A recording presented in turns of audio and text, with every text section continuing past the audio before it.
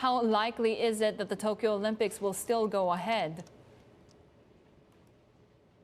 Well, that's a decision only the International Olympic Committee can make, and they are not budging. And we don't see any signs that the central government or the Tokyo metropolitan government will push for a cancellation either. Cases have increased in Tokyo coming into this year, and we're still in a state of emergency that will run through until June the 20th, about a month before the Olympics.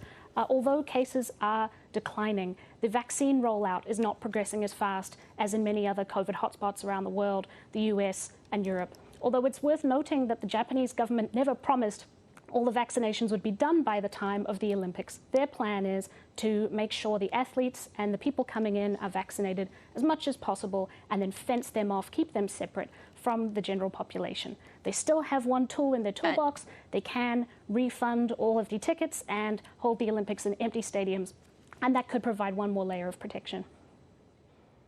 Right, and one of those mitigation efforts would be, as you say, to potentially have all the spectators needing to be vaccinated, regular testing. We're hearing some reports in local media that this could happen, and in fact, the spectators themselves will bear the cost of this.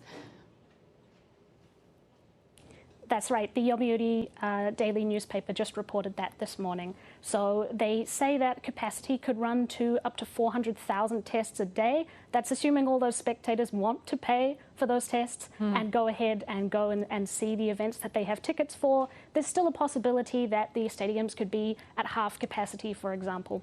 So they would set those limits and then require the tests. It's unlikely that many members of the general population under the age of 65 will be vaccinated by then, so they are looking at a whole lot of tests if they still want to go and see those games. We're already talking about how the healthcare system in Japan may be overwhelmed. How likely is it that we'll have enough doctors on the ground?